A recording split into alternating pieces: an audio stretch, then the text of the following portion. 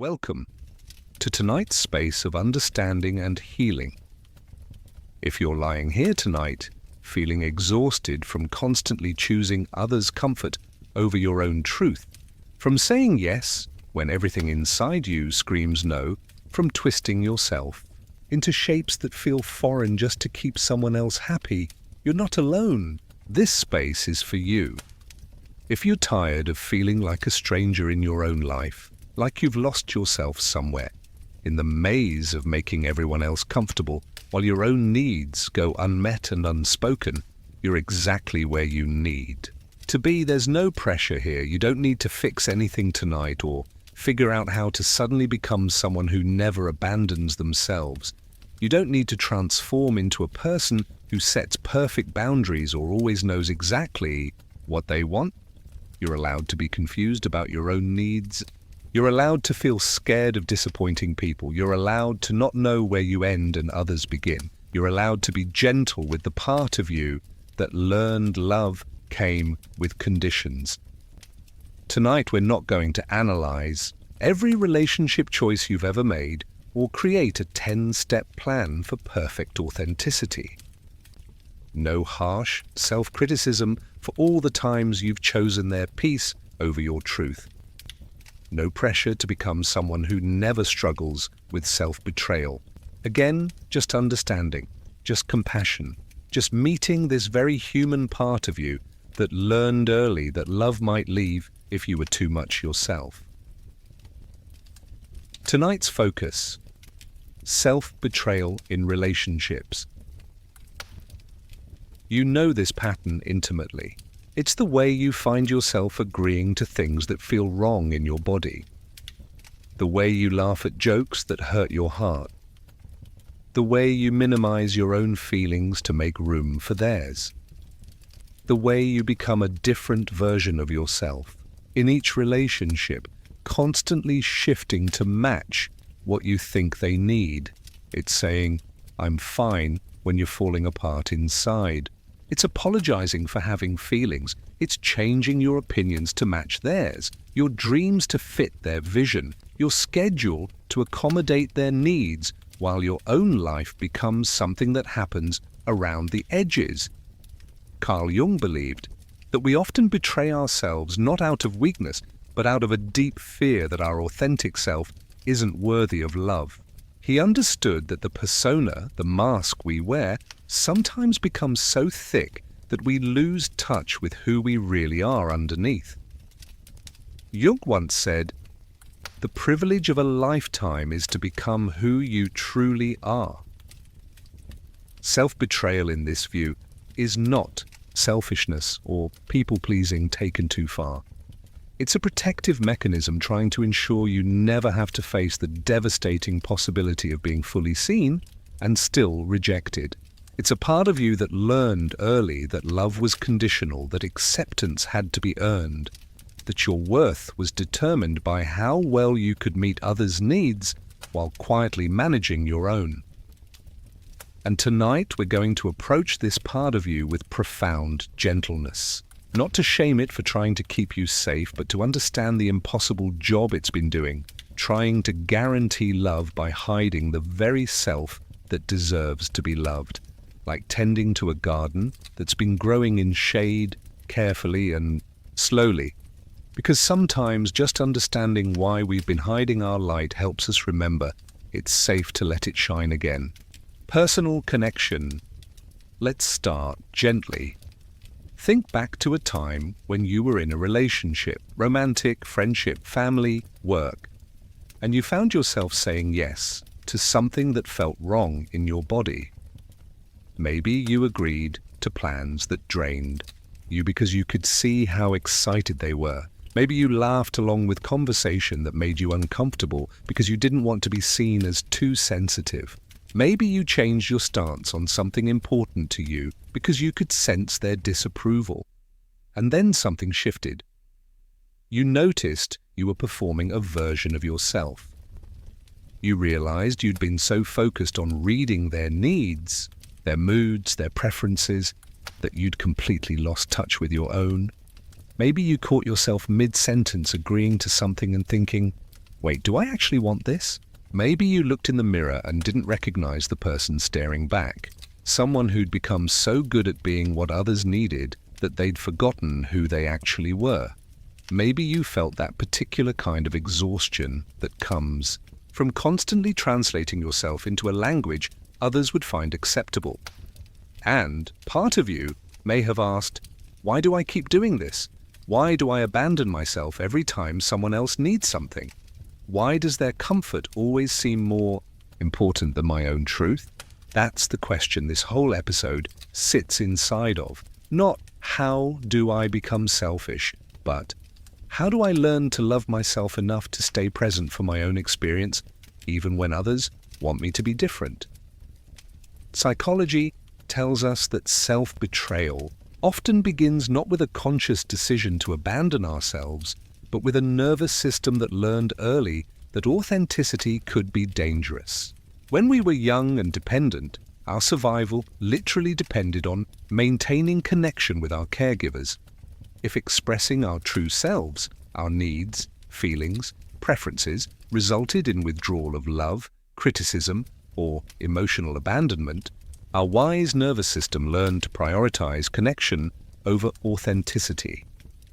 Your unconscious mind is always choosing familiar discomfort over unknown possibility. It will always choose the anxiety of self-abandonment over the terror of potential rejection, because at least with self-betrayal, you maintain some sense of control. You know what to expect. The pain is familiar, manageable, predictable. But here's the important part. Self-betrayal is never actually about being weak or lacking boundaries. It is always about a nervous system trying to survive, trying to maintain connection, trying to avoid the unbearable possibility of being fully seen and still rejected. Somewhere in your emotional memory, there's a reason why abandoning yourself feels safer than risking authentic connection. Maybe you expressed a need and were told you were being too much. Maybe you shared your true feelings and watched someone you loved withdraw or become uncomfortable. Maybe you learned that love came with conditions, that acceptance had to be earned through perfect compliance. And we're going to visit that part of you with curiosity and compassion, not with judgment for the ways you learned to survive, but with appreciation for how hard you've been working to maintain connection, even at the cost of your own presence in your life. The story of the translator. But first, let me tell you a story. One that might sound like a fairy tale, but holds something very real inside. In a village where many languages were spoken, there lived a young translator who was known for their remarkable gift. They could hear someone speak in any language and immediately understand not just their words, but their deepest intentions, their hidden fears, their unspoken needs. The translator was beloved in the village.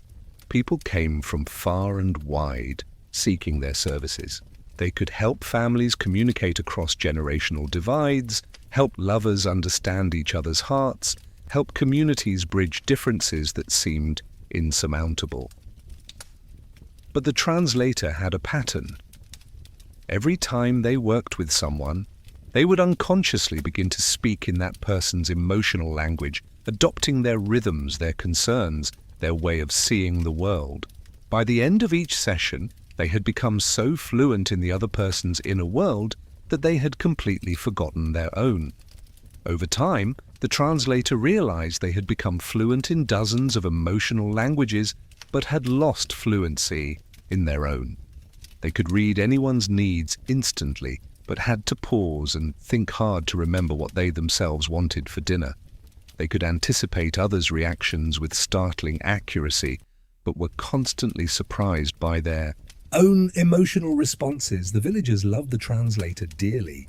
They praised their empathy, their understanding, their ability to make everyone feel seen and heard.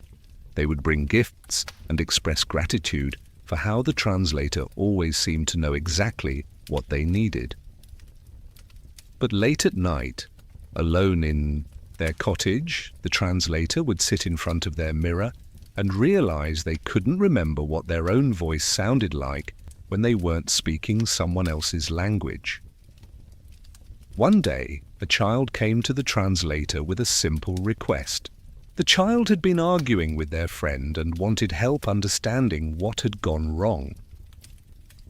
As the translator began to slip into their usual pattern of reading the child's needs, adopting their perspective, the child suddenly asked, "But what do you think? Not what you think I want to hear or what you think would help me feel better. What do you actually think?" The translator paused, caught off guard. They realized they had been asked a question they hadn't considered in years. I'm not sure," the translator admitted.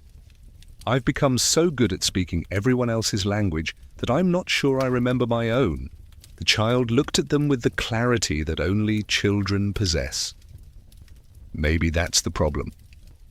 If you don't know what you think, how can anyone else really know you?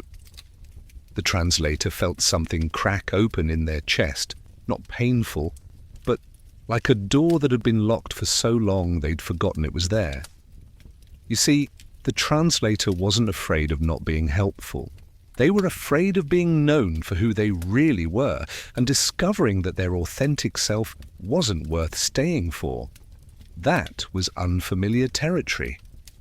So the translator chose the familiar exhaustion of constant translation over the unknown possibility of authentic connection, just like so many of us do when we automatically adopt others' emotional states, when we instinctively prioritize their comfort over our own truth, when we become so skilled at reading others that we lose touch with our own inner landscape. The nervous system of self-betrayal. Here's what's happening in your nervous system when you betray yourself for love. Your body learns to scan constantly for signs of potential rejection or disapproval. Your nervous system becomes hypervigilant to others' emotional states while becoming increasingly disconnected from your own internal signals. You develop what psychologists call other-focused attention. Your awareness naturally flows outward toward others' needs while your own needs fade into background noise. This isn't a character flaw. This is your nervous system doing exactly what it was designed to do: prioritize survival.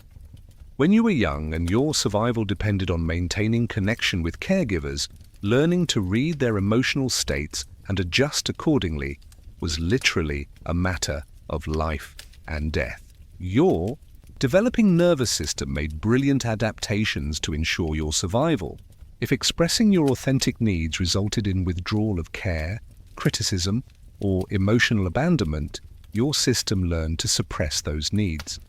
If showing certain emotions triggered harsh responses, your system learned to hide those emotions. If being too much of yourself threatened connection, your system learned to be less. This process often happens so early that you don't remember learning it. It becomes as automatic as breathing. Your nervous system develops lightning-fast pathways that scan for signs of potential disapproval and immediately generate responses designed to maintain safety through compliance. But what served you then can become a prison now. Your nervous system still operates as if your survival depends on perfect attunement to others' needs, as if one moment of authentic self-expression might result in catastrophic abandonment. When you consider expressing a need, setting a boundary, or sharing your true feelings, your nervous system floods with anxiety. Your body tenses, your breathing becomes shallow, your heart rate increases, your stomach might drop, or your chest might tighten. Every cell in your body sends the same message: danger. This threatens our connection. Retreat. Comply. Become what they need. This flood of activation happens faster than conscious thought. Before you've even had time to consider whether your authentic response is actually dangerous, your nervous system has already initiated the self-betrayal sequence. You find yourself saying yes before you've checked with yourself about whether you want to. You find yourself agreeing before you've even processed whether you actually agree. So you override your own internal signals. You say yes when your body is saying no. You smile when your heart is breaking. You agree when your soul is protesting. You laugh when something hurts you. You minimize your pain when it would be inconvenient for others. You become a translator of your own experience, constantly converting your authentic responses into something more palatable, more acceptable, less threatening to the connection. Your nervous system becomes incredibly skilled at this translation process. You learn to read micro-expressions, to sense emotional shifts before they're fully expressed, to anticipate needs before they're spoken. You develop an almost psychic ability to know what others want from you and to provide it before they even ask. These are profound gifts that serve you in many ways throughout your life. Your capacity for empathy, your skill at conflict resolution, your ability to make others feel seen and understood, all of these emerge from your nervous system's deep attunement to others' emotional states. But alongside these gifts comes a profound disconnection from your own inner landscape. You become so skilled at reading others that you lose the ability to read yourself. You become so attuned to others' needs that your own needs become background noise. You become so practiced at managing others' emotions that you forget how to simply feel your own. And afterwards, you feel that particular kind of emptiness that comes from being present for everyone else's experience while abandoning your own. You feel drained not just from giving, but from the constant effort of self-monitoring, self-censoring, self-abandoning. It's the exhaustion that comes from performing yourself rather than being yourself. This exhaustion often gets misinterpreted. You might think you're tired because you're giving too much, or because others are demanding too much from you. But often, the real exhaustion comes from the internal effort of constantly overriding your authentic responses. It takes enormous energy to suppress your real reactions and generate acceptable ones instead. Your nervous system also begins to hold trauma from this constant self-abandonment. Each time you betray yourself, your system experiences a small violation. Your body knows something is wrong when you say yes and mean no, when you smile and feel sad, when you accommodate and feel resentful. Over time, these small violations accumulate into a larger trauma, the trauma of never being allowed to be yourself. But here's what your nervous system doesn't understand yet. The very self-betrayal you use to try to secure love actually prevents the kind of authentic connection your heart truly craves. When you constantly abandon yourself for others, you never get to experience being loved for who you really are. You only get to experience being loved for who you pretend to be. This creates a painful paradox. The more successful you are at getting others to stay through self-betrayal, the more isolated and unknown you feel. Because deep down, you know they're not staying for you. They're staying for the version of you that never causes problems, never has difficult needs, never asks for anything that might be inconvenient. Your nervous system begins to live in a state of chronic hypervigilance, constantly scanning for signs that your performance isn't good enough, that your mask is slipping, that others might see the authentic self you've learned to hide. This hypervigilance is exhausting and creates a constant undercurrent of anxiety in your relationships. The relationships you maintain through self-betrayal become golden cages, beautiful from the outside, but ultimately imprisoning. You're connected, but not known, loved but not seen, chosen but for all the wrong reasons. Your nervous system knows this truth even when your mind tries to convince you otherwise, and your nervous system, wise as it is, starts to send you signals that something is wrong.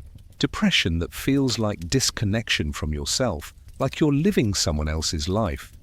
Anxiety that spikes when you try to access your own preferences, when you attempt to know what you actually want.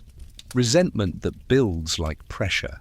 In a closed system, creating irritability and emotional distance, even in relationships you care about. Physical symptoms often emerge when your body can no longer hold the tension between your authentic self and your performed self. Chronic headaches, digestive issues, muscle tension, sleep problems, autoimmune conditions. Your body speaks what your voice has learned not to say.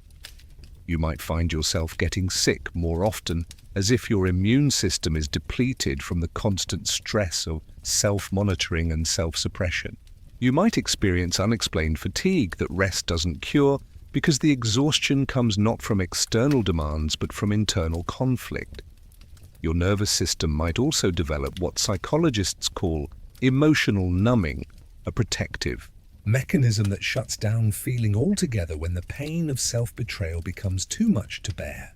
You might find yourself going through the motions of life without feeling much of anything, disconnected not just from your own authentic responses, but from joy, excitement, passion, and even love. This is your nervous system trying to get your attention, trying to tell you that the survival strategy that once kept you safe is now keeping you from the very thing you're trying to secure: authentic love and connection. But here's the hope. Your nervous system is also incredibly adaptive. The same system that learned to prioritize others' needs over your own can learn to honor both. The same system that learned to suppress authentic responses can learn to express them safely. The same system that learned to scan for threats to connection can learn to recognize opportunities for deeper intimacy through authenticity. Your nervous system wants to heal.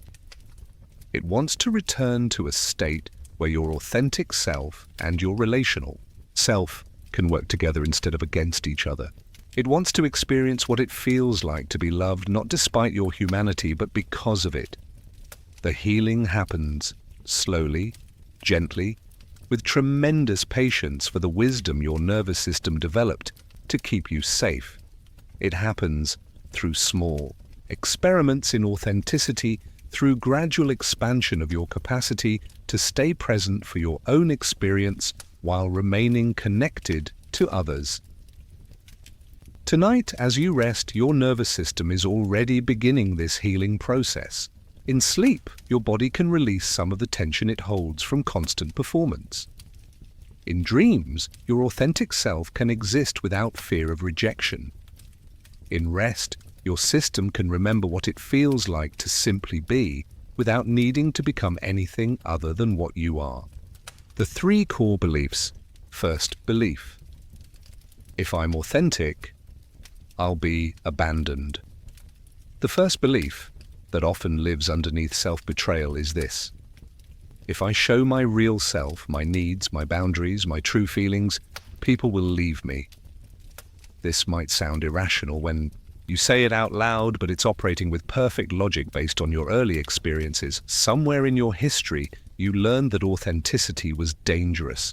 Maybe you expressed a need as a child and were told you were being too demanding. Maybe you showed excitement and were told to calm down. Maybe you expressed sadness and were told to stop being so sensitive. Maybe you disagreed with someone important to you and watched them withdraw their warmth until you apologized and agreed.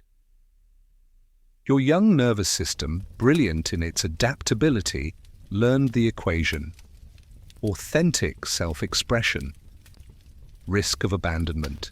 So it developed a different strategy: become what others need, and connection becomes more predictable. This shows up in your adult relationships in ways that might feel familiar. You find yourself agreeing with opinions that don't actually match your values because you can sense the other person's investment in being right. You laugh at jokes that make you uncomfortable because you don't want to be seen as uptight or difficult. You accept treatment that violates your boundaries because setting limits feels too risky. You minimize your accomplishments when they shine brighter than others because you don't want to threaten anyone's ego. You apologize for having feelings that are inconvenient for others. Your mind says, if I just keep everyone comfortable, they'll want to stay. If I never cause problems, I'll never be alone. And there's profound wisdom in this strategy. You learned early that relationships felt safer when you managed others' emotional states. You developed incredible skills in emotional attunement, in reading subtle cues, in anticipating needs before they were expressed. These are not weaknesses. These are survival skills that helped you navigate unpredictable or conditional love. But your nervous system is still operating as if you're that dependent child whose survival relied on maintaining connection at any cost. It hasn't updated to reflect that you're now an adult capable of surviving emotional discomfort, capable of finding multiple sources of connection, capable of being alone without dying. The truth is, the people who would leave you for being authentic were never safe connections to begin with. The love that requires you to abandon yourself isn't actually love, it's a transaction. You provide compliance, emotional management, and perfect agreement, and in return, you receive the illusion of security, but deep down you know the difference. You know the hollow feeling of being chosen for who you pretend to be rather than celebrated for who you actually are. You know the exhaustion of constantly translating yourself into acceptable versions. You know the loneliness of being surrounded by people who love your performance but have never met your authentic self. The healing of this belief doesn't happen through force or sudden transformation. It happens through small experiments in authenticity, through testing whether the people in your life can handle increasingly real versions of you. It happens through discovering that the right people don't leave when you show up authentically. They come closer. It happens through the revolutionary act of choosing to be alone rather than to be connected through self-betrayal, through learning that your own presence is actually quite good company, through discovering that authenticity doesn't drive away real love, it drives away illusions and reveals who is actually capable of loving the real you. Second belief: my needs are less important than others. The second belief that runs underneath self-betrayal is this: my needs, feelings and preferences matter less than everyone else's. This belief often develops so early and so thoroughly that it doesn't even feel like a belief. It feels like reality. It feels like simple, obvious truth that others' comfort should take priority over your own. You might recognize this belief in the automatic calculations you make every day. If expressing your preference might inconvenience someone else, you automatically default to their preference. If your needs conflict with someone else's needs, you automatically assume theirs are more valid. If someone is uncomfortable with your boundary, you feel guilty for having the boundary rather than angry at them for crossing it. This shows up as feeling selfish for having preferences that differ from others, apologizing for taking up space, for having needs, for existing in ways that might require anything from anyone else, automatically volunteering to sacrifice your own comfort to increase others' comfort, feeling guilty when you're happy if someone else is struggling, downplaying your own problems because others have it worse, feeling like you need to earn the right to have needs by first meeting everyone else's needs perfectly. The protective thought behind this belief is, if I make my needs less important, I become less threatening.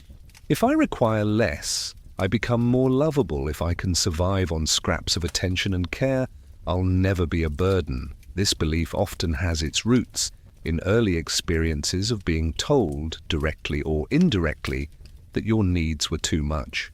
Maybe you were consistently told to wait while everyone else was attended to first. Maybe your emotional responses were met with irritation, while others were met with care. Maybe you learned that the way to be valuable in your family system was to be the one who needed least, who gave most, who never complained.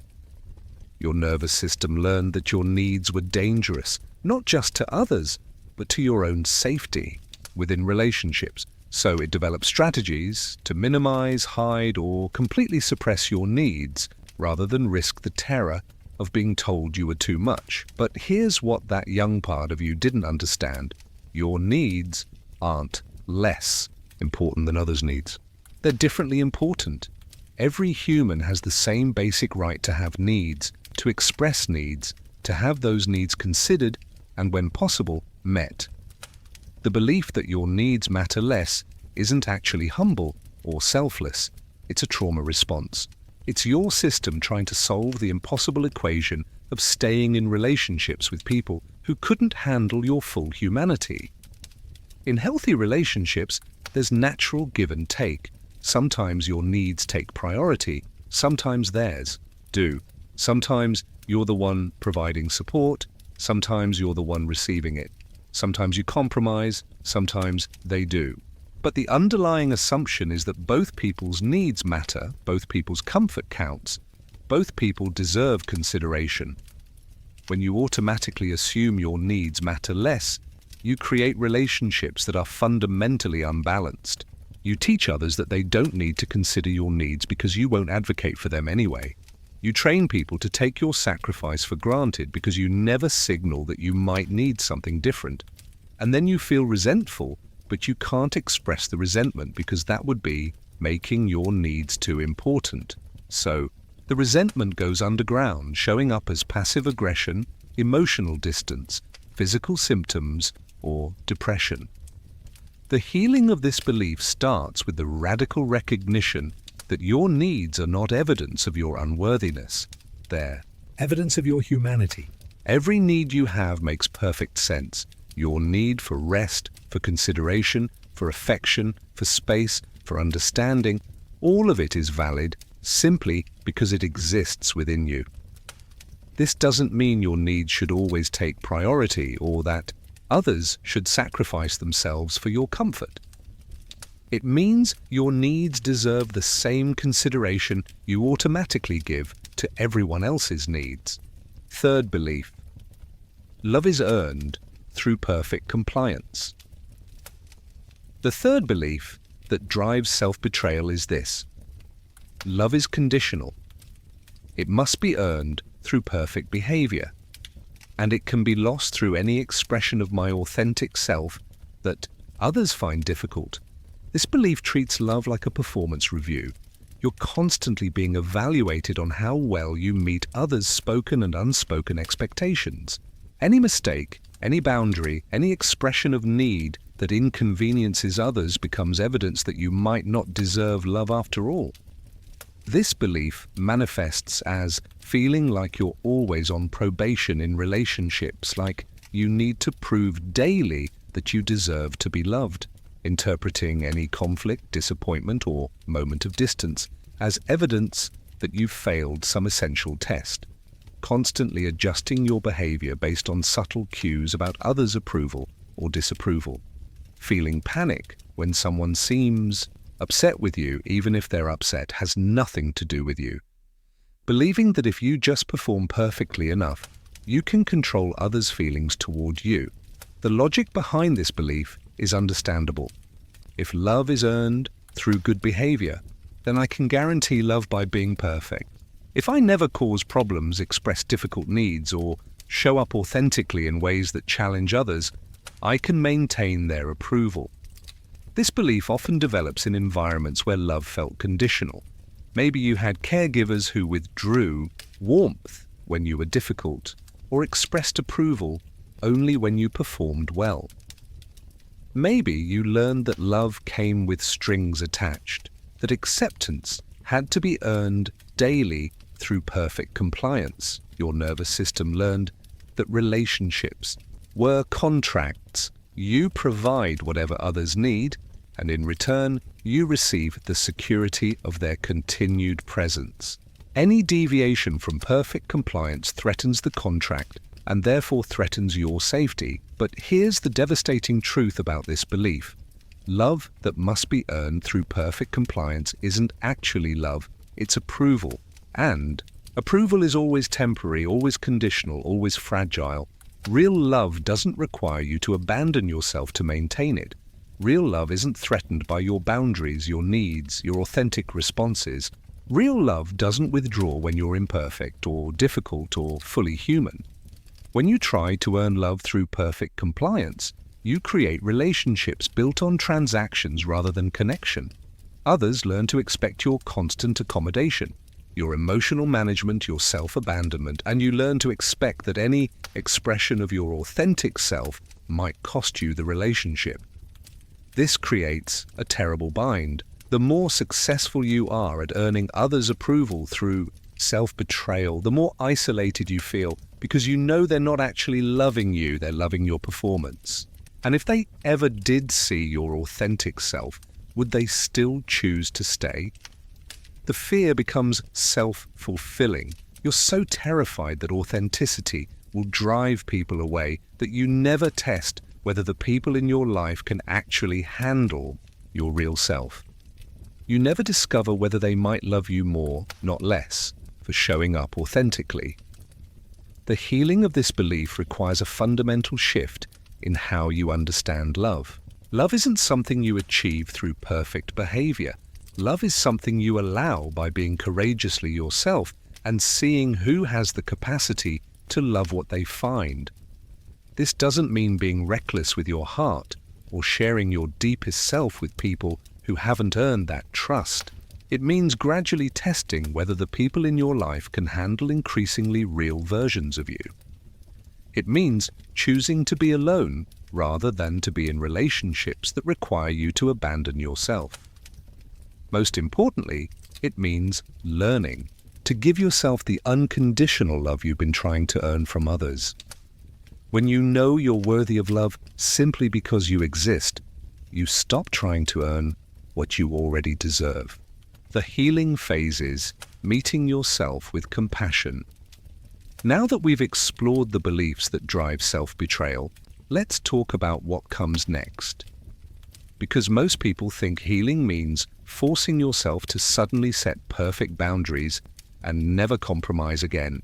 But real healing starts with profound compassion for the part of you that learned to survive through self-abandonment.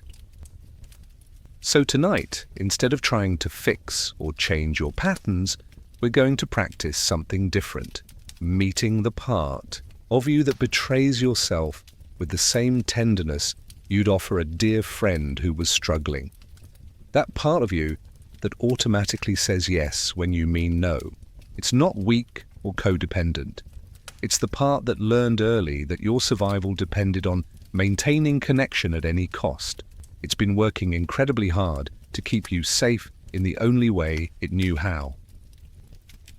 Let's take a moment to appreciate this part of you. Thank the part that learned to read others' emotional states with startling accuracy. That's a profound skill that has served you in many ways. Thank the part that can anticipate others' needs before they express them. That's a gift that makes you incredibly valuable in relationships. Thank the part that can find common ground even in conflict. That's wisdom that helps heal divisions others can't bridge. These aren't flaws to fix. These are skills that develop for very good reasons. The problem isn't that you have these abilities. The problem is that you've been using them exclusively in service of others while abandoning your own inner landscape. When you notice yourself beginning to slip into self-betrayal, when you feel that familiar pull to say yes when you mean no, to agree when you disagree, to minimize your needs to make room for theirs. Try this instead of judgment. Place a hand on your heart and say internally, "Oh, there's that part of me that's trying to keep us safe. Thank you for working so hard to maintain connection. I see you, I appreciate you, and I wonder if there might be another way." This isn't about talking yourself out of the pattern or forcing immediate change. It's about creating space between you and the automatic response. It's about remembering that you have choices even when the pattern feels completely automatic. Sometimes the most radical thing you can do is simply pause between the trigger and the response.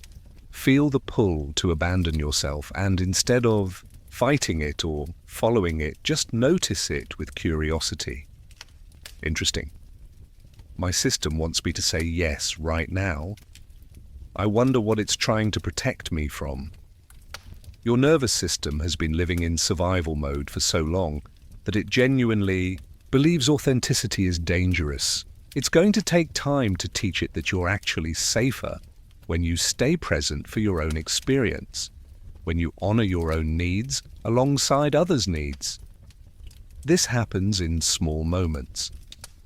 The moment you pause before automatically agreeing to plans that don't feel right. The moment you check in with yourself before asking what someone else needs.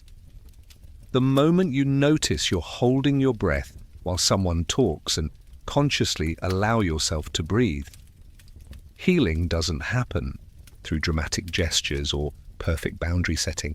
It happens through thousands of small moments of choosing to stay present for your own experience instead of automatically abandoning it for someone else's comfort. Learning to hear your own voice. One of the most disorienting aspects of chronic self-betrayal is that you can lose touch with your own inner voice. When you've spent years translating your authentic responses into more acceptable versions, you can literally forget what you actually think, feel, want, or need. This isn't your fault. This is what happens when a nervous system learns that survival depends on external attunement rather than internal awareness. Your attention flows so naturally toward others' needs that your own needs fade into background noise. The loss of your inner voice happens gradually, so gradually that you might not notice it, until one day someone asks you what you want, and you realize you genuinely don't know. You've become so skilled at knowing what others want from you that you've lost touch with what you want for yourself. This shows up in countless ways throughout your daily life. You stand in front of your closet and can't decide what to wear because you're automatically calculating what others would prefer to see you in.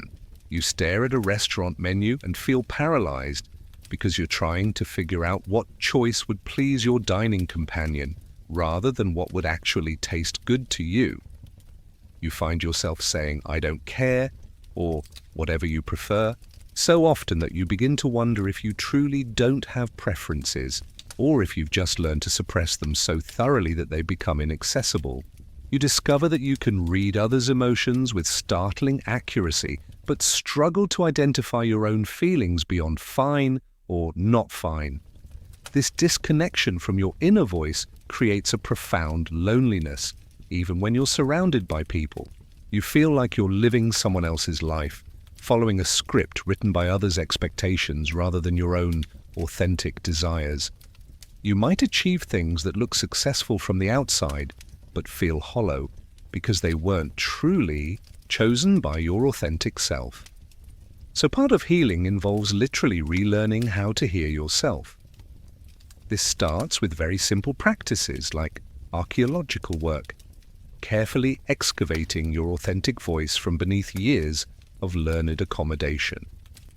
Throughout the day, begin asking yourself, what do I actually need right now?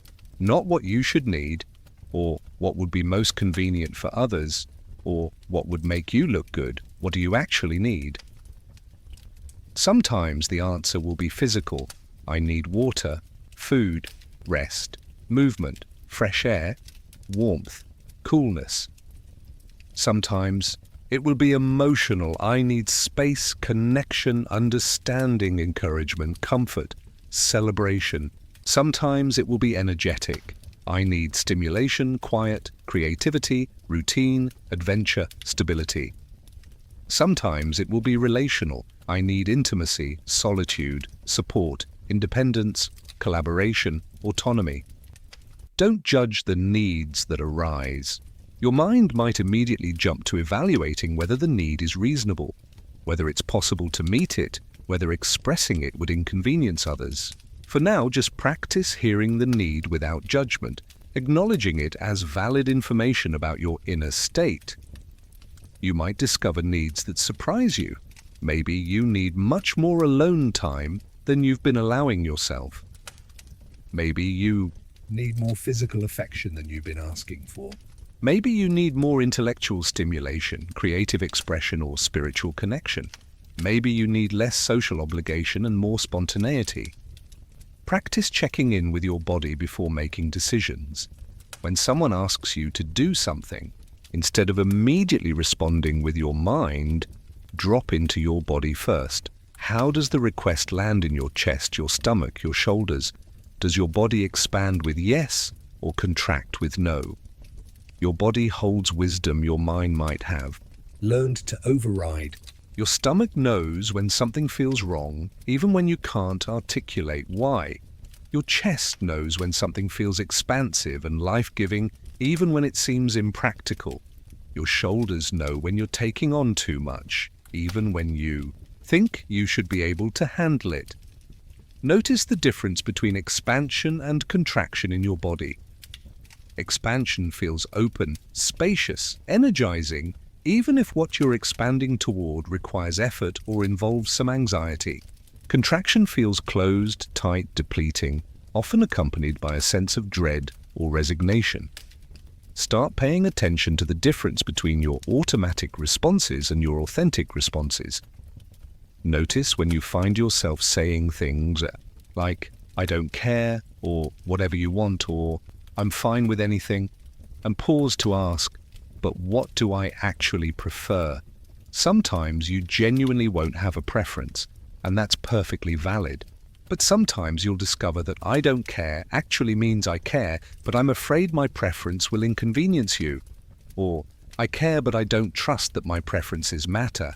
Or "I care but I've learned it's safer to let others choose." Practice having preferences about small things where the stakes feel manageable. Which restaurant actually appeals to you? What kind of music do you genuinely enjoy when no one else is around? What colors make you feel most alive? What activities truly energize you versus drain you? What time of day do you feel most like yourself? This isn't about becoming rigid or demanding. It's about rebuilding your capacity to access your own inner landscape, to know yourself well enough to show up authentically in relationships. As you practice hearing your own voice, you might discover layers of conditioning that have been shaping your responses. Maybe you learned that having preferences was selfish. Maybe you learned that your needs were less important than others. Maybe you learned that expressing your authentic voice resulted in conflict or rejection. These discoveries can be painful, but they're also liberating. Understanding why you learned to suppress your voice helps you approach the healing with compassion rather than criticism. You didn't lose your voice because you were weak. You learned to suppress it because expressing it felt dangerous. You might also discover that some of your relationships were built around your lack of voice, around your willingness to let others make decisions and set the tone. Some people in your life might be uncomfortable when you start expressing preferences, when you stop automatically deferring to their choices. This is information, not evidence that you're doing something wrong. People who are used to your accommodation might need time to adjust to your authenticity. Some will rise to meet you in this more honest space. Others might reveal that they were more invested in your compliance than in your well-being. As you practice hearing your own voice, you might go through a phase of overcorrection, suddenly having strong opinions about everything, expressing every preference forcefully, saying no to almost everything as you test your newfound capacity for choice. This is normal and temporary. Your system is learning to trust that it's safe to have a voice, and sometimes that learning process includes moments of exaggerated assertion. Be patient with yourself during this phase. You're not becoming selfish or difficult. You're learning to include yourself in the equation of your own life. You're discovering what it feels like to exist as a full human being, rather than as a supporting character in everyone else's story. With practice, you'll find your way to a balanced expression of your authentic voice. You'll learn to express your preferences without demanding that others accommodate them. You'll learn to share your needs without making others responsible for meeting them. You'll learn to speak your truth without requiring others to agree with it. Most importantly, you'll learn to trust that your voice matters, that your inner landscape is rich and valuable, that your authentic responses contribute something important to your relationships and to the world. Your voice has been there all along, quietly waiting for permission to speak. It has wisdom to offer, beauty to express, love to share. Tonight, as you rest, trust that your voice is still there, still yours, still worthy of being heard. Practicing authentic presence. As you become more skilled at hearing your own voice, the next phase involves learning to stay present for your authentic responses, even when others react with discomfort, disappointment, or pressure. This is where the real courage comes in. It's one thing to know what you need or want in private. It's another thing entirely to honor those needs when someone you care about would prefer you to need or want something different. Start with low-stakes situations where you can practice staying present for your authentic responses. Maybe it's expressing a genuine preference for what to watch, where to eat, or how to spend a free afternoon. Maybe it's sharing an opinion that differs from others without immediately backtracking or softening it. Notice what happens in your nervous system when you express something authentic and someone responds with even mild disappointment or disagreement. Do you immediately want to take it back? Do you start explaining or justifying your position? Do you begin to doubt whether your preference was valid? This is your nervous system responding to perceived threat. It's trying to get you to return to the safety of compliance. But you can learn to breathe through this activation, to stay present for your own experience even when others are having feelings about it. Practice phrases like, "I understand you're disappointed, and I'm still not available for that. I can see this isn't what you wanted to hear, and it's still my truth. I care about your feelings, and I also need to honor my own needs." These phrases acknowledge others' experiences without abandoning your own. They demonstrate that you can be loving and boundaried simultaneously, that caring about others doesn't require you to sacrifice your own well-being. As you practice this, you'll likely discover that most people can handle more authenticity than your nervous system believes. Many people will actually respect you more for having a clear sense of yourself, for being someone they can count on to be honest, rather than someone who says what they want to hear. You'll also discover which relationships in your life were built on mutual respect and which were built on your self-abandonment. This can be painful, but it's also liberating. You'll know where you stand with people. You'll know who can love you as you are and who was only comfortable with the managed version of you. Some relationships will deepen as you show up more authentically. Others will fade naturally as you stop providing the emotional management that was holding them together. Both outcomes serve your highest good, even when the second one is painful. The goal isn't to become someone who never compromises or considers others' needs.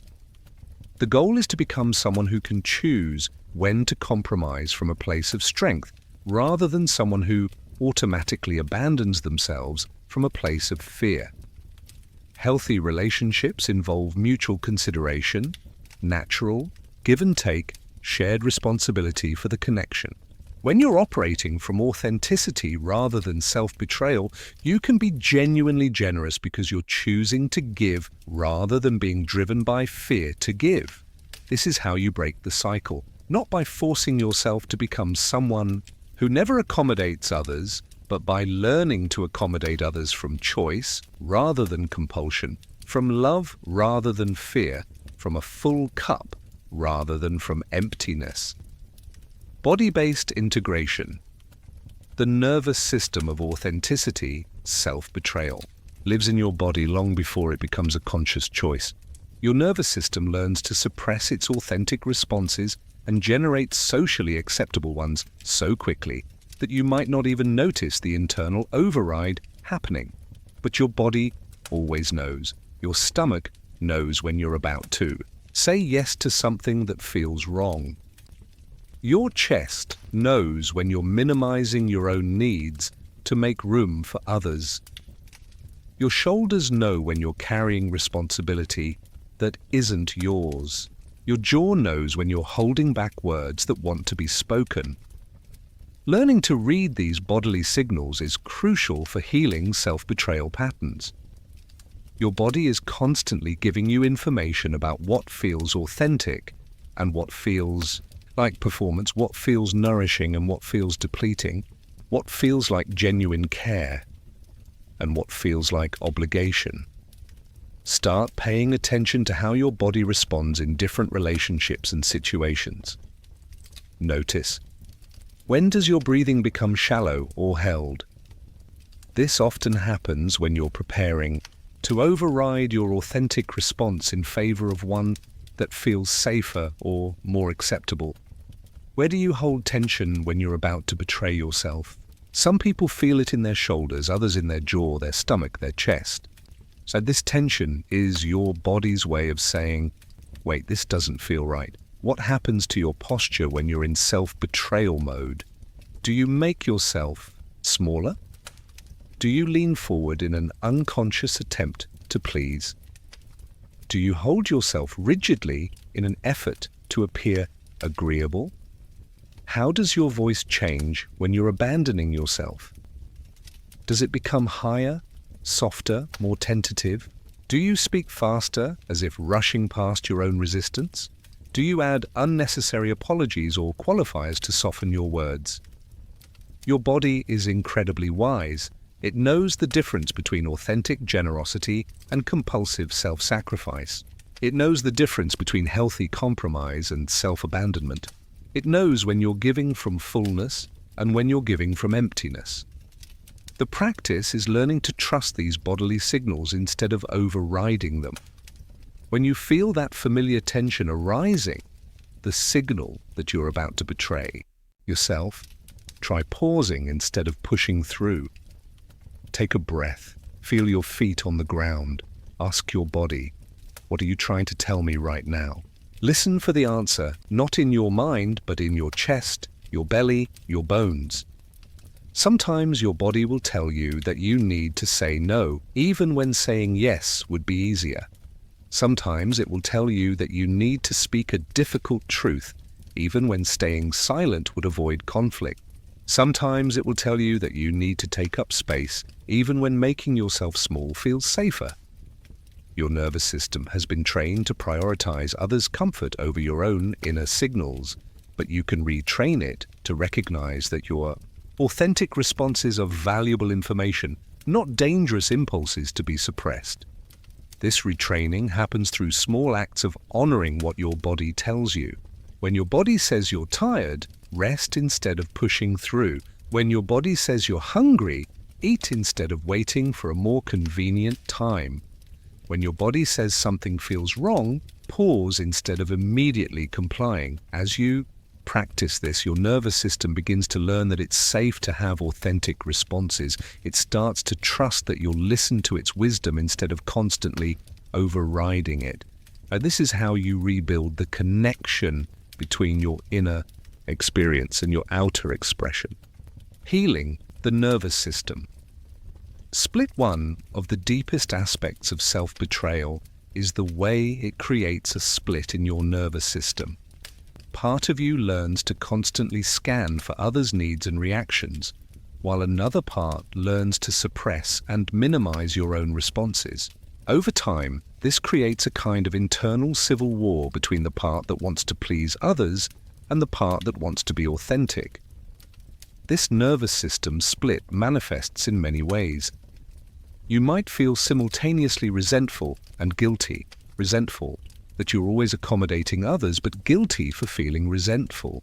You might feel both desperate for approval and angry at yourself for needing approval. You might long for authentic connection while feeling terrified of being truly seen. The healing happens not through eliminating either side of this split, but through helping these parts of yourself work together instead of against each other. Part of you that's skilled at reading others and maintaining harmony isn't your enemy. It's actually a profound gift when it's working in service of connection rather than self-abandonment. The part of you that has authentic responses and needs isn't selfish or demanding. It's the part that makes genuine intimacy possible. The goal is integration, learning to use your gifts of empathy and attunement in service of creating relationships where everyone's needs matter, including your own. Here's a practice for healing this nervous system split. When you notice yourself caught between wanting to please someone and wanting to honor your own truth, try this internal dialogue. First, speak to the part that wants to, please. I see how hard you've been working to keep us safe by making sure everyone else is comfortable. Thank you for caring so much about connection. Your skill at reading others is a gift. And I wonder if we could use this gift in a way that includes caring for ourselves too.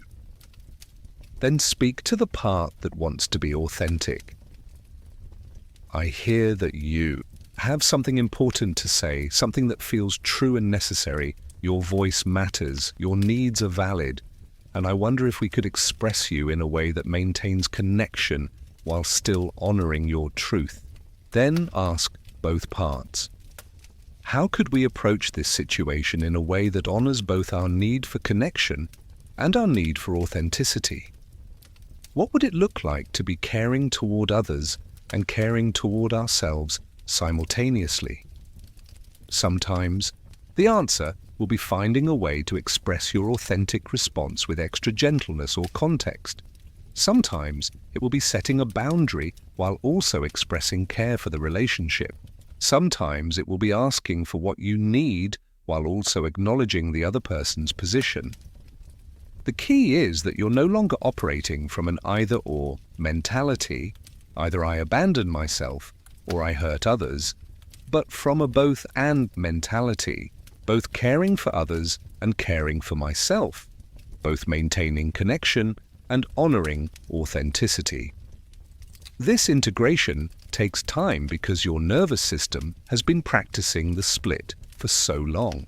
But as you consistently practice, including both your need for connection and your need for authenticity, your system begins to learn that these don't have to be opposing forces. You can be someone who cares deeply about others and who also cares deeply about yourself. You can be someone who works to maintain harmony in relationships and who also speaks difficult truths when necessary.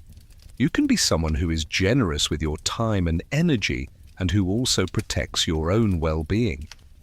The most profound healing happens when you realize that your authentic self is actually more capable of genuine love and care than your people-pleasing self ever was.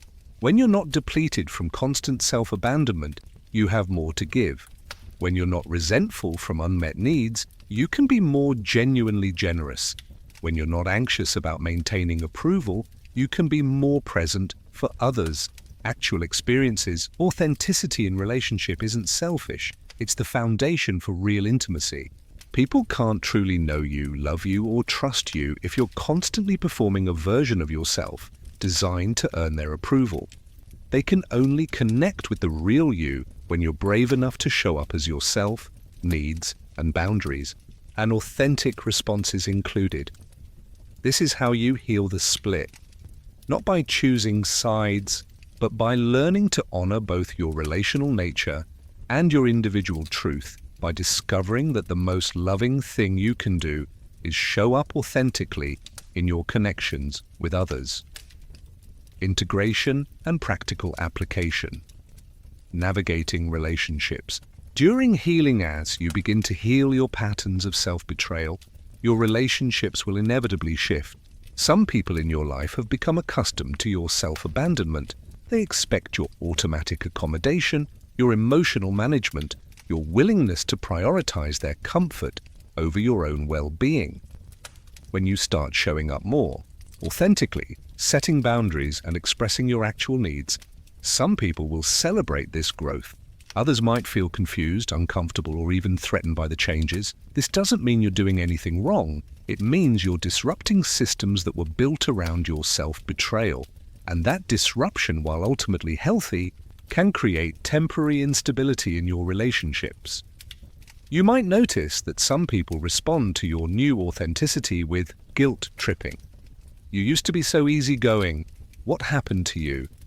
Or, I guess you don't care about my feelings anymore. Boundary testing, pushing harder when you say no, as if they don't quite believe you mean it. Emotional escalation, becoming more upset or demanding when you don't automatically accommodate them. Withdrawal, pulling away when you're no longer available to manage their emotions or meet their needs at the expense of your own. Accusations of selfishness. Labeling your self-care and boundary setting as selfish or mean. All of these responses are actually information about the relationships themselves. They tell you which people in your life were more invested in your compliance than in your well-being.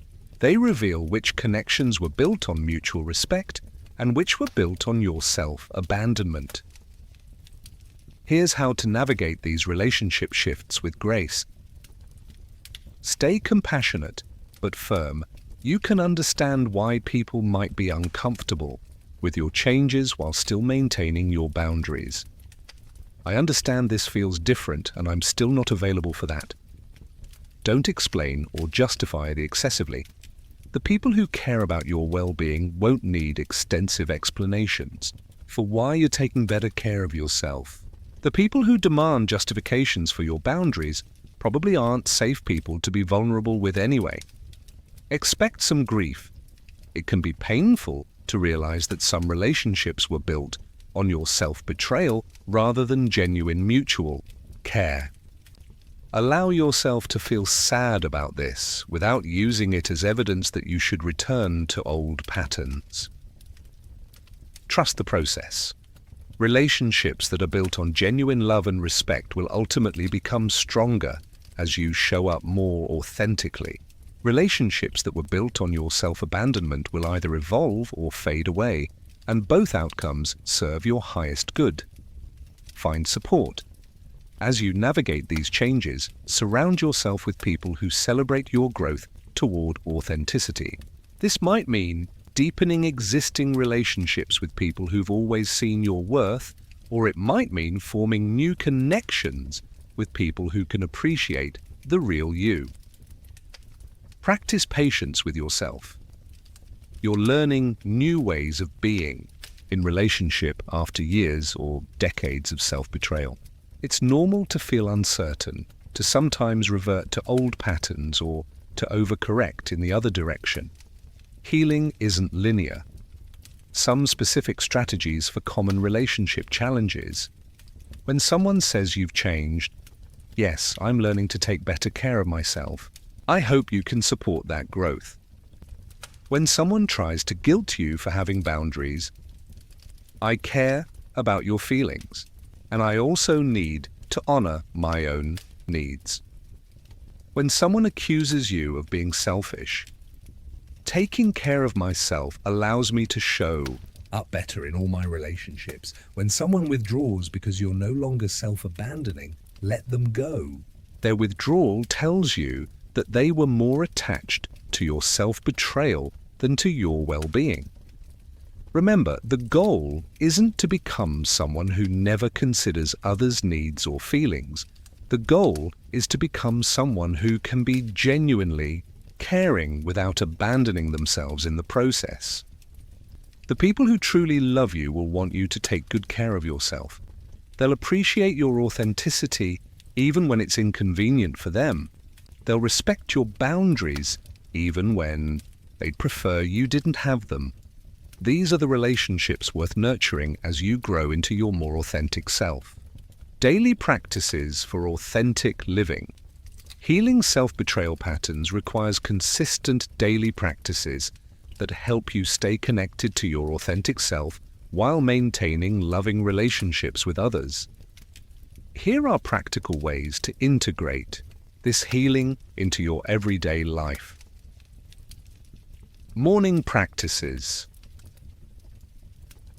Start your day by checking in with yourself before checking your phone, email, or social media. Ask, what do I need today? How do I want to feel?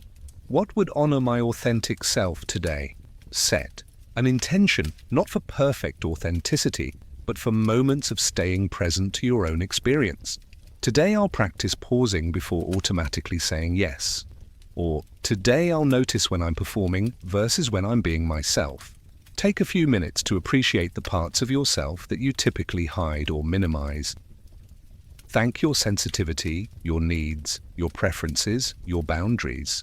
Remind yourself that these aspects of you are worthy of consideration and care. Throughout the day, practice the pause between trigger and response. When someone asks something of you, breathe before answering. When you feel pressure to be different than you are, pause and remember you have choices. Check in with your body regularly. Are you holding tension anywhere? Are you breathing freely?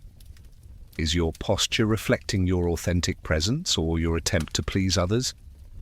Notice your internal dialogue. Are you criticizing yourself for having needs? Are you rehearsing conversations to make yourself more acceptable? Practice speaking to yourself with the same kindness you'd offer a dear friend. Use small moments throughout the day to practice authenticity. Express a genuine preference about lunch, share an honest reaction to something you've read, or, politely, decline a request that doesn't feel right. In conversations, practice staying connected to your own experience while listening to others. You can be empathetic without losing yourself in others' emotions. Before offering advice or solutions, ask yourself, is this person asking for my help, or am I automatically moving into fix-it mode to manage my own discomfort with their feelings? Notice when you start editing your responses to be more palatable. Practice sharing your thoughts and feelings without excessive softening or pre-apologies. When you disagree with someone, experiment with staying present for your own perspective, instead of immediately searching for common ground or ways to minimize the disagreement. Boundary practice. Start with small, low-stakes boundaries to build your capacity. Saying no to the newsletter sign-up, declining the extended warranty, or choosing not to attend an event you're not interested in. Practice saying no without extensive explanations. That doesn't work for me, or I'm not available for that, are complete responses. When you feel guilty for having boundaries, remind yourself. Boundaries aren't walls to keep people out. They're guidelines for how I can stay present and caring in relationships. Self-care that actually serves you. Distinguish between self-care that helps you be more available for self-abandonment, like spa days that help you better tolerate mistreatment, and self-care that supports your authentic self, like practices that help you stay connected to your own needs and feelings. Regularly engage in activities that remind you who you are when you're not trying to be what others need. This might be creative pursuits, time in nature, physical activities that connect you to your body, or spiritual practices that connect you to your deeper self. Create spaces in your life where you can be completely authentic without having to consider others' reactions. This might be through journaling, therapy, time alone, or relationships with people who can handle your full self. Evening practices. Review your day not for perfection, but for moments when you stayed present for your own experience. Celebrate small victories, the time you paused before responding, the moment you honored a preference, the instance when you stayed connected to your own feelings while listening to someone else's. Notice patterns. What situations trigger your self-betrayal? What relationships make it harder to stay authentic? What environments support your genuine self?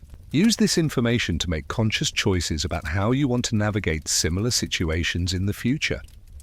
Practice forgiveness for the moments when you abandoned yourself. Healing isn't about never slipping into old patterns. It's about recognizing when you do and gently returning to authenticity. Weekly practices.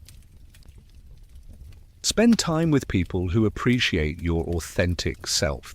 Notice how your body feels different in these relationships compared to relationships where you feel pressure to perform. Engage in activities that help you remember what you actually enjoy, not what you think you should enjoy or what others want you to enjoy. Reflect on your relationships.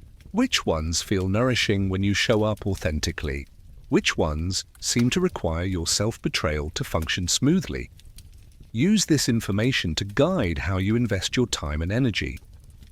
Monthly practices. Review your commitments and obligations. Which ones align with your authentic self and values? Which ones are you doing out of guilt, obligation, or fear of disappointing others? Practice saying no to something significant that doesn't serve your authentic self, even if saying no feels scary or disappointing to others. Identify one area of your life where you've been betraying yourself and experiment with small changes toward greater authenticity. The goal of these practices isn't perfection, it's conscious relationship with your own authentic self. You're building the capacity to stay present for your own experience while maintaining loving connections with others. Some days you'll feel deeply connected to your authentic self. Other days you'll slip back into old patterns of self-betrayal. Both are part of the healing process. What matters is that you're developing awareness, compassion, and choice about how you show up in your life and relationships, creating new relationship patterns. As you heal your patterns of self-betrayal, you'll naturally begin to create new ways of being in relationship, ways that honor both your need for connection and your need for authenticity. This process requires patience as you learn new skills and as the people in your life adjust to your growth, redefining what love looks like. You may have grown up believing that love meant always putting others first, never causing inconvenience, and minimizing your own needs to make room for others. But healthy love actually includes mutual consideration of each other's needs and feelings. Sometimes your needs take priority, sometimes theirs do, and sometimes you find creative solutions that honor both. The ability to disagree without it threatening the connection. You can have different opinions, preferences, and approaches while still caring about each other. Respect for each other's boundaries and limitations. You don't expect the other person to abandon themselves for your comfort, and they don't expect you to abandon yourself for theirs. Space for both people to be fully human, to have needs, make mistakes, express difficult emotions, and grow and change over time. Learning to be generous from fullness. One of the beautiful paradoxes of healing self-betrayal is that you actually become more genuinely caring as you learn to care for yourself. When you're not depleted from constant self-abandonment, you have more energy available for genuine generosity. When you're not resentful from unmet needs, you can give more freely. When you're not anxious about maintaining approval, you can be more present for others' actual experiences rather than what you think they want from you. Practice distinguishing between giving from fullness and giving from emptiness. Giving from fullness feels energizing, even if it requires effort. Giving from emptiness feels draining and often breeds resentment. Giving from fullness comes with clear, internal yes. Giving from emptiness often comes with internal resistance that you override. Giving from fullness doesn't require the other person's appreciation to feel worthwhile. Giving from emptiness often carries hidden expectations for recognition or reciprocation. Building relationships based on mutual authenticity. As you become more comfortable with your own authenticity, you'll naturally gravitate toward people who can meet you in that honest space. These relationships feel different from connections built on performance and accommodation. There's less effort required to maintain them because you're not constantly managing your image or suppressing parts of yourself. Conflicts feel less threatening because the relationship isn't built on maintaining perfect agreement or avoiding all disappointment. There's more energy available for actual intimacy because you're not exhausting yourselves managing each other's emotions or walking on eggshells. There's genuine reciprocity because both people feel free to have needs, express feelings, and ask for support. Daily practices for authentic living. Healing self-betrayal patterns requires consistent daily practices that help you stay connected to your authentic self while maintaining loving relationships with others. Here are practical ways to integrate this healing into your everyday life. Morning practices. Start your day by checking in with yourself before checking your phone, email, or social media. Ask, what do I need today? How do I want to feel? What would honor my authentic self today? Set an intention, not for perfect authenticity, but for moments of staying present to your own experience. Today I'll practice pausing before automatically saying yes. Or, today I'll notice when I'm performing versus when I'm being myself. Take a few minutes to appreciate the parts of yourself that you typically hide or minimize. Thank your sensitivity, your needs, your preferences, your boundaries. Remind yourself that these aspects of you are worthy of consideration and care. Throughout the day, practice the pause between trigger and response. When someone asks something of you, breathe before answering. When you feel pressure to be different than you are, pause and remember you have choices. Check in with your body regularly. Are you holding tension anywhere? Are you breathing freely?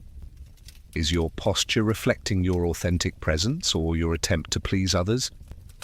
Notice your internal dialogue. Are you criticizing yourself for having needs? Are you rehearsing conversations to make yourself more acceptable? Practice speaking to yourself with the same kindness you'd offer a dear friend. Use small moments throughout the day to practice authenticity. Express a genuine preference about lunch, share an honest reaction to something you've read, or, politely, decline a request that doesn't feel right. In conversations, practice staying connected to your own experience while listening to others. You can be empathetic without losing yourself in others' emotions. Before offering advice or solutions, ask yourself, is this person asking for my help, or am I automatically moving into fix-it mode to manage my own discomfort with their feelings? Notice when you start editing your responses to be more palatable. Practice sharing your thoughts and feelings without excessive softening or pre-apologies. When you disagree with someone, experiment with staying present for your own perspective, instead of immediately searching for common ground or ways to minimize the disagreement. Boundary practice. Start with small, low-stakes boundaries to build your capacity. Saying no to the newsletter sign-up, declining the extended warranty, or choosing not to attend an event you're not interested in.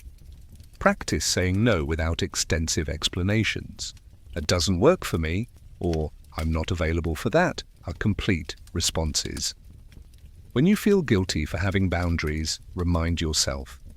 Boundaries aren't walls to keep people out. They're guidelines for how I can stay present and caring in relationships. Self-care that actually serves you. Distinguish between self-care that helps you be more available for self-abandonment, like spa days that help you better tolerate mistreatment, and self-care that supports your authentic self, like practices that help you stay connected to your own needs and feelings. Regularly engage in activities that remind you who you are when you're not trying to be what others need. This might be creative pursuits, time in nature, physical activities that connect you to your body, or spiritual practices that connect you to your deeper self. Create spaces in your life where you can be completely authentic without having to consider others' reactions. This might be through journaling, therapy, time alone, or relationships with people who can handle your full self. Evening practices. Review your day not for perfection, but for moments when you stayed present for your own experience. Celebrate small victories, the time you paused before responding, the moment you honored a preference, the instance when you stayed connected to your own feelings while listening to someone else's. Notice patterns. What situations trigger your self-betrayal? What relationships make it harder to stay authentic? What environments support your genuine self? Use this information to make conscious choices about how you want to navigate similar situations in the future. Practice forgiveness for the moments when you abandoned yourself. Healing isn't about never slipping into old patterns. It's about recognizing when you do and gently returning to authenticity. Weekly practices. Spend time with people who appreciate your authentic self. Notice how your body feels different in these relationships compared to relationships where you feel pressure to perform. Engage in activities that help you remember what you actually enjoy, not what you think you should enjoy or what others want you to enjoy. Reflect on your relationships. Which ones feel nourishing when you show up authentically? Which ones seem to require your self-betrayal to function smoothly? Use this information to guide how you invest your time and energy. Monthly practices. Review your commitments and obligations. Which ones align with your authentic self and values? Which ones are you doing out of guilt, obligation, or fear of disappointing others? Practice saying no to something significant that doesn't serve your authentic self, even if saying no feels scary or disappointing to others. Identify one area of your life where you've been betraying yourself and experiment with small changes toward greater authenticity. The goal of these practices isn't perfection, it's conscious relationship with your own authentic self. You're building the capacity to stay present for your own experience while maintaining loving connections with others. Some days you'll feel deeply connected to your authentic self. Other days you'll slip back into old patterns of self-betrayal. Both are part of the healing process. What matters is that you're developing awareness, compassion, and choice about how you show up in your life and relationships, creating new relationship patterns. As you heal your patterns of self-betrayal, you'll naturally begin to create new ways of being in relationship, ways that honor both your need for connection and your need for authenticity. This process requires patience as you learn new skills and as the people in your life adjust to your growth, redefining what love looks like. You may have grown up believing that love meant always putting others first, never causing inconvenience, and minimizing your own needs to make room for others. But healthy love actually includes mutual consideration of each other's needs and feelings. Sometimes your needs take priority, sometimes theirs do, and sometimes you find creative solutions that honor both. The ability to disagree without it threatening the connection. You can have different opinions, preferences, and approaches while still caring about each other. Respect for each other's boundaries and limitations. You don't expect the other person to abandon themselves for your comfort, and they don't expect you to abandon yourself for theirs. Space for both people to be fully human, to have needs, make mistakes, express difficult emotions, and grow and change over time. Learning to be generous from fullness. One of the beautiful paradoxes of healing self-betrayal is that you actually become more genuinely caring as you learn to care for yourself. When you're not depleted from constant self-abandonment, you have more energy available for genuine generosity. When you're not resentful from unmet needs, you can give more freely.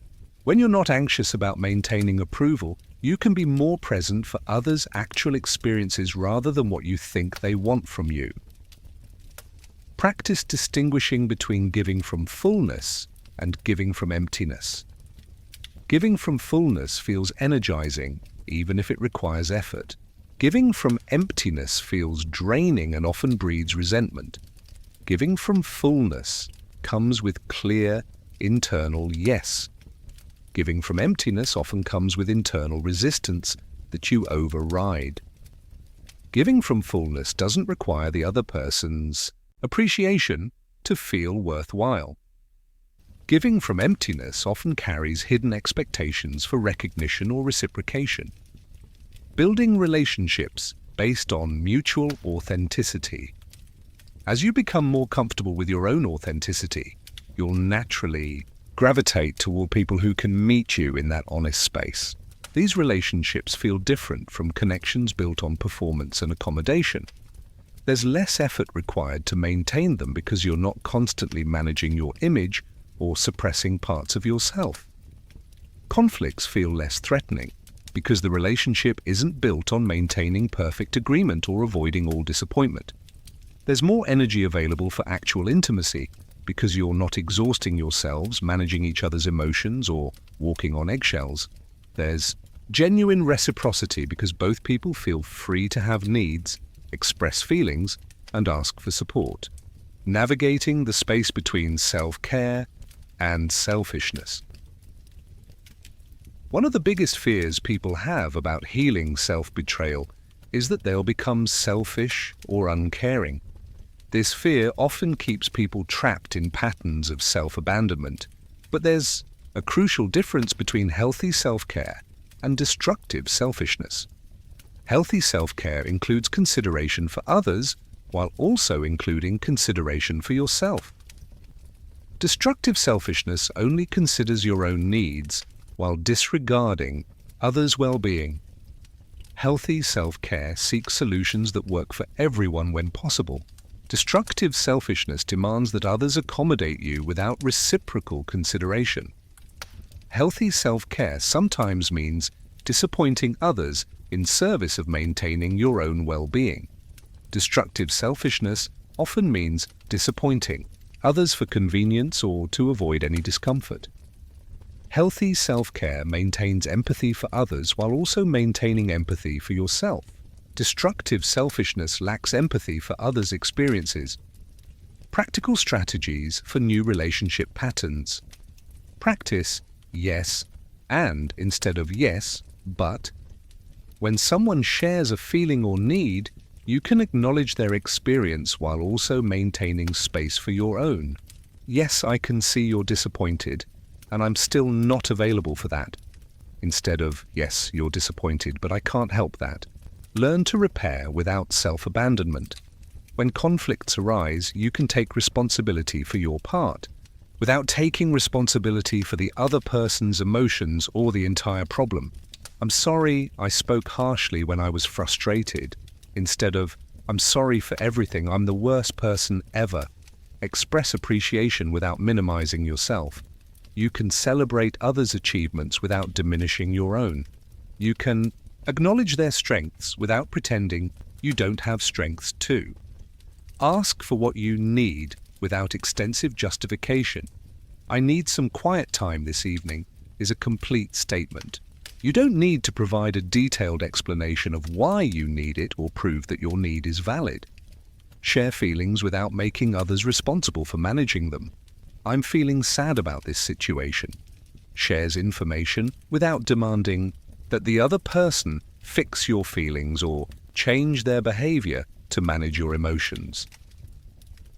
Creating new patterns with existing relationships.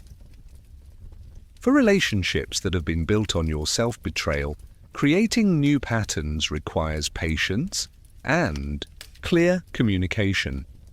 Start with small changes. Don't try to completely transform a relationship overnight. Begin with small expressions of authenticity and gradually increase as both you and the other person adjust. Be direct about your growth. I'm working on taking better care of myself and being more honest about my needs. This might feel different, but it's actually me trying to show up better in our relationship. Maintain compassion for their adjustment period. People who are used to your self-abandonment might need time to adapt to your authenticity. You can be patient with their adjustment while still maintaining your boundaries. Focus on your own growth rather than trying to change them. You can't control how others respond to your authenticity, but you can stay committed to your own healing, regardless of their reactions. The relationships that are meant to be part of your life will ultimately become stronger as you show up more authentically. The relationships that can't handle your authenticity will naturally fade, creating space for connections that can appreciate the real you. This process of creating new relationship patterns is one of the most challenging and rewarding aspects of healing self-betrayal. It requires courage to risk disappointing others in service of honoring yourself. But it ultimately leads to the kind of deep, genuine connections your heart has always longed for. Closing integration and sleep. Embracing your full humanity as. We near the end of our time together tonight. I want you to feel into something profound. You are allowed to be fully human in your relationships. You are allowed to have needs, preferences, boundaries, and authentic responses.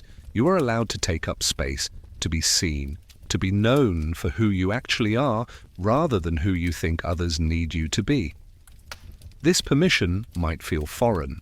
If you've spent years learning that love was conditional on your perfect accommodation of others' needs, but tonight, let yourself consider the possibility that the people meant to be in your life will actually appreciate your authenticity more than your performance.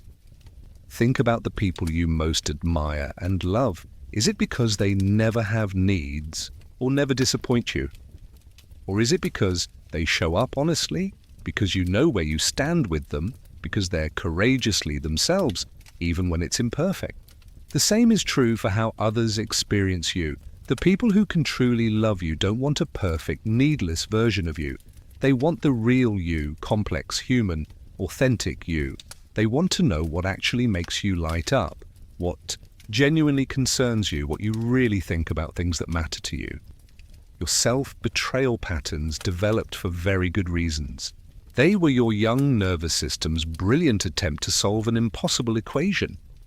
How do I stay connected to people I depend on even when my authentic self might threaten that connection? The strategies you developed worked. They helped. You survived situations where authenticity felt dangerous. They helped you maintain relationships when being yourself felt too risky. Your self-betrayal patterns deserve appreciation, not condemnation. But what served you then might be limiting you now. The relationships available to you as an adult can handle much more authenticity than your nervous system believes. The connections you can create when you show up honestly are deeper and more nourishing than the connections you maintain through self-abandonment. You don't have to be perfect at authenticity. You don't have to suddenly become someone who never considers others' needs or who sets flawless boundaries every time. Healing isn't about perfection. It's about awareness, choice, and gradual growth toward honoring both your relational nature and your individual truth. Some days you'll stay beautifully present for your own experience while remaining lovingly connected to others. Other days you'll slip back into old patterns of self-betrayal. Both are part of being human. What matters is that you're developing the capacity to notice, to choose, and to gently return to authenticity when you recognize you've abandoned yourself. You are not too much. Your needs are not burdens. Your authentic responses are not problems to be solved. You are a human being worthy of love and consideration simply because you exist, not because of how well you accommodate others or how perfectly you meet their expectations. Tonight, as you prepare for sleep, let yourself feel the relief of not having to be anything other than exactly who you are in this moment. Let yourself rest in the knowledge that you are enough as you are, needs, boundaries, preferences and all. The journey forward, the path forward from self-betrayal isn't about dramatic transformation or sudden perfection. It's about small, daily choices to stay present for your own experience while maintaining loving connections with others. It's about learning to trust that your authentic self is worthy of love, that your needs matter, that your voice deserves to be heard. It's about discovering that the right people don't leave when you stop abandoning yourself. They come closer. Some days this journey will feel empowering. You'll set a boundary with grace, express a need clearly, or stay present for your authentic response in a challenging situation. You'll feel proud of your growth and excited about the possibilities that authentic relationships offer. Other days, this journey will feel scary. You'll feel the old pull to abandon yourself for someone else's comfort. You'll wonder if you're being selfish or if you're asking for too much.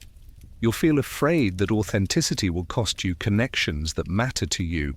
Both experiences are normal and necessary parts of healing. Your nervous system is learning new patterns after years or decades of practicing old ones. It's natural for this process to include uncertainty, fear, and occasional returns to familiar patterns. What helps during the difficult moments is remembering why this healing matters. You deserve to be known and loved for who you actually are, not for how well you perform the role of the perfect accommodator. You deserve relationships where your needs matter as much as others' needs, where your comfort counts as much as others' comfort. You deserve to feel alive and present in your own life instead of feeling like you're constantly translating yourself into acceptable versions. You deserve to give from fullness rather than emptiness, to love from choice rather than compulsion, to connect authentically rather than through self-abandonment. The world needs your authentic self. The people in your life need to know the real you, your genuine thoughts, feelings, preferences, and responses. When you show up authentically, you give others permission to do the same. You create spaces where real intimacy becomes possible. Your healing serves not just yourself, but everyone whose life you touch. When you stop betraying yourself for love, you model what healthy relationships can look like.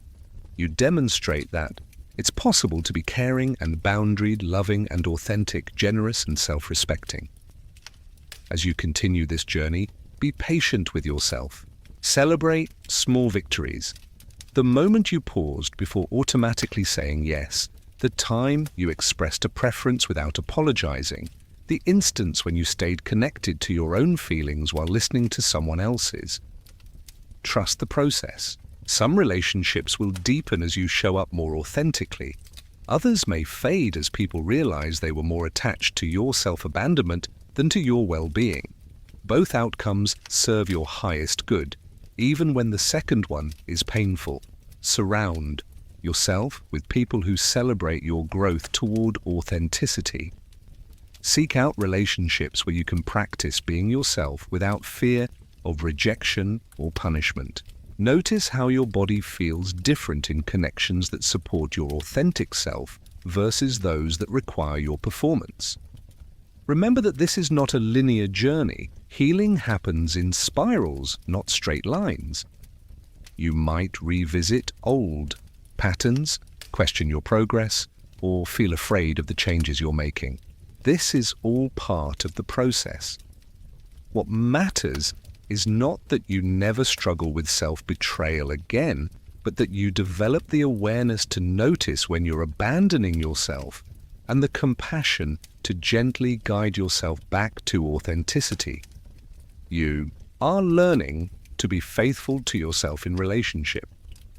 You are discovering that the most loving thing you can do is show up honestly in your connections with others.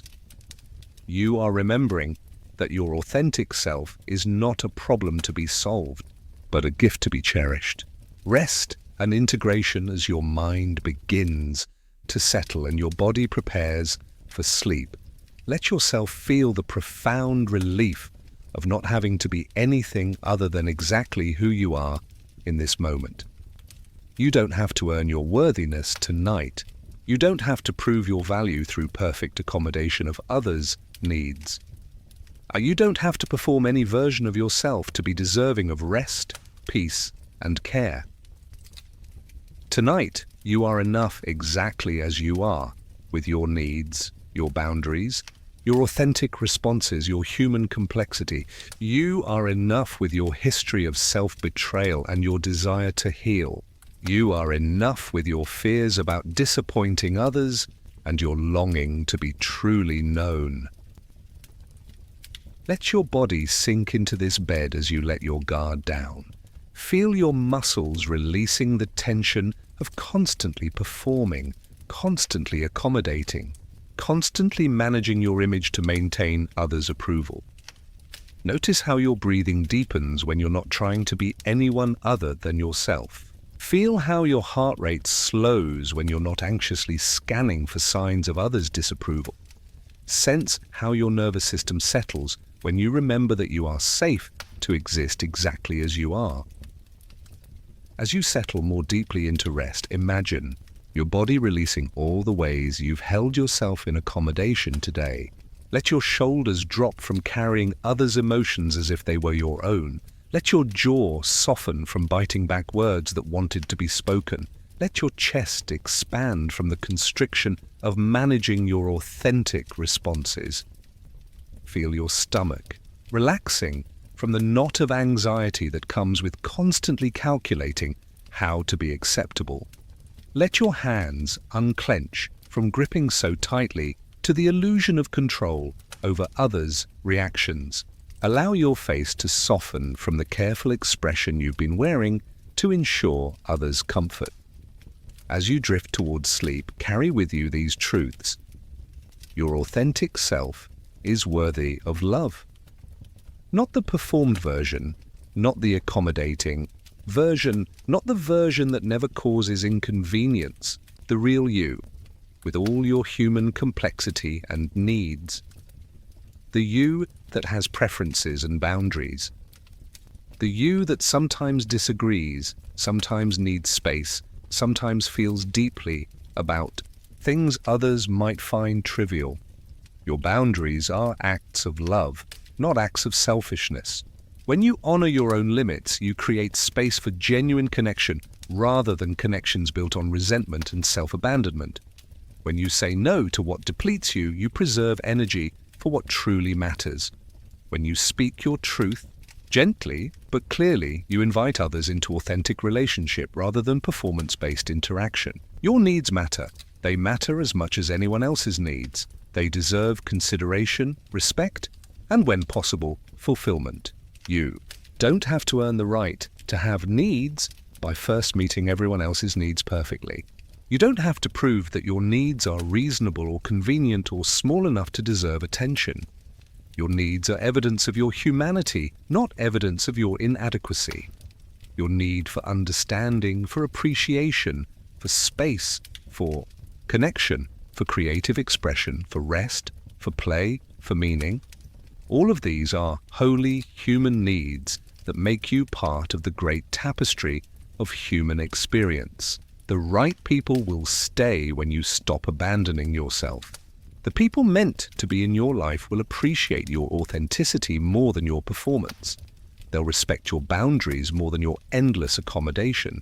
They'll value your honest responses more than your carefully curated ones.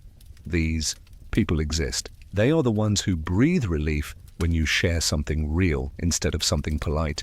They are the ones who appreciate knowing where they stand with you because your yes means yes and your no means no.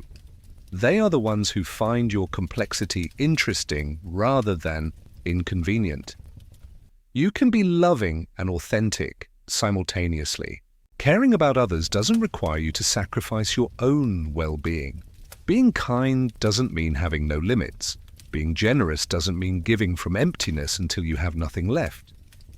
The most loving thing you can do is show up honestly in your relationships. When you're authentic, you give others permission to be authentic too. When you model healthy boundaries, you show others what respectful relationships look like. When you honor your own needs, you demonstrate that everyone's needs deserve consideration. Tonight, as sleep approaches, imagine yourself surrounded by love that doesn't require you to be anyone other than who you are. Feel yourself held by acceptance that isn't conditional on your perfect behavior or endless self-sacrifice.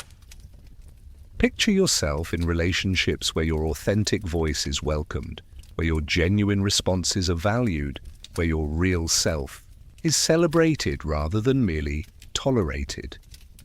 See yourself moving through the world with the quiet confidence that comes from knowing your worth isn't dependent on how well you accommodate others. Imagine waking up tomorrow with a little more capacity to stay present for your own experience. See yourself moving through your day with slightly more awareness of when you're being authentic versus when you're performing. Feel yourself pausing just a moment longer before automatically accommodating others at the expense of your own truth. You don't have to transform overnight. You don't have to become perfect at authenticity tomorrow. You simply need to continue the gentle process of remembering who you are underneath all the accommodating, all the performing, all the careful management of others' comfort. As your consciousness grows softer and your thoughts begin to fade, let yourself rest in the knowledge that healing is happening. Even now, as you sleep, your nervous system is integrating new possibilities. Your body is remembering what it feels like to be safe in your own skin. Your heart is opening to the possibility of love that doesn't require self-abandonment. In your dreams tonight, you might find yourself speaking words you've been afraid to say. You might discover yourself setting boundaries with grace and clarity. You might experience the profound relief of being known and loved for who you truly are, rather than who you think others need you to be. These dreams are not just fantasies, they are your psyche practicing new ways of being, your unconscious mind rehearsing authentic responses, your deeper self remembering what it feels like to exist without apology. Tomorrow will bring new opportunities to practice staying present for yourself while remaining connected to others. Some moments will feel easy and natural, like breathing. Others will challenge your old patterns and invite you to choose authenticity even when it feels risky, even when others might be disappointed, even when your nervous system floods with the familiar anxiety of potential rejection. Both kinds of moments are gifts. Both offer opportunities for growth, for healing, for the gradual restoration of your relationship with your own authentic self. The easy moments remind you that authenticity is your natural state, that being yourself doesn't have to be effortful or strategic. The challenging moments offer you the chance to practice courage, to choose truth over safety, to trust that you can handle others' reactions to your authenticity. Rest now in the quiet knowing that you are exactly where you need to be in this process. Rest in the gentle understanding that your worthiness was never dependent on how well you accommodated others. Rest in the deep truth that you are lovable, not despite your needs and boundaries and authentic responses, but because of your full, complex, beautiful humanity. Let sleep come as a friend, carrying you into dreams where you move through the world with the quiet confidence of someone who knows their own worth. Dreams where your voice is heard and valued. Dreams where your presence is appreciated for its authenticity rather than its accommodation. Dreams where you exist in relationships built on mutual respect rather than one-sided self-sacrifice. And when you wake, you'll carry with you a little more of this truth. You are worthy of love exactly as you are. You deserve relationships that celebrate your authenticity. You have the right to exist fully in your own life without abandoning yourself for others' comfort. Sleep now, beloved. Sleep in the knowledge that you are enough. Sleep in the peace of not having to be anyone other than exactly who you are. Sleep in the gentle embrace of unconditional self-acceptance. Your healing continues even in rest. Your journey toward authentic love continues even in dreams. And tomorrow, you'll take another step forward on the path toward relationships built on truth rather than performance, on mutual care rather than self-betrayal, on love that includes and honors your full humanity.